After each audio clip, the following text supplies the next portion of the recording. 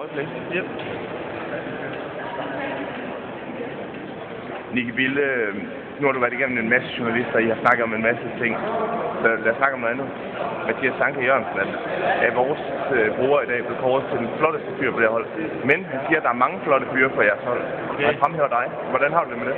Og det har det fint med. Det har det rigtig godt med. Jeg vil nok fremhæve mig og Sanke også to rigtig flotte fyre.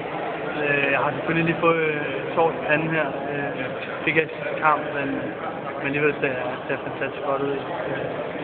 Mig og Sanke er klart de flotteste fyre på det her hold, så ingen tvivl. Du er kendt som sådan på banen en meget aggressiv spiller, en der virkelig går til den, løber på alt. Du har din berømte tatovering. Der er lige sådan et ar i panden. Er du ved at være en rigtig Al Pacino bad guy? Nej, det kan måske godt fremstå, men der er lidt en blanding imellem det hele. Jeg har lidt af hvert, så det er meget vigtigt. Du har sammen med Sanka også lidt ting og sager kørende på Twitter for tiden. Hvad er det egentlig i gang i?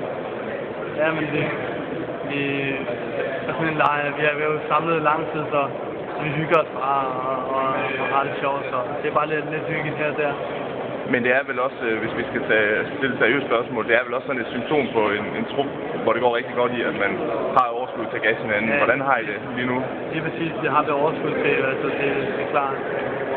Det viser det også, så vi har det også rigtig fint sammen alle sammen, og det kan man også se. Det er sådan noget, der viser også, at vi har et rigtig godt sammenhold på holdet.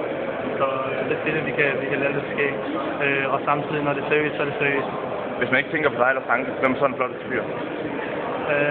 Så har vi Mikkel Andersen, han er charmerende, han har det hele også, han har hele pakken, rigtig drengerøv også. Han er også tatoveret drengerøv, rigtig flot fyr. Ham skal I også lige have startet med, han er charmerende. Tak for det. Det er godt. Og tillykke med det.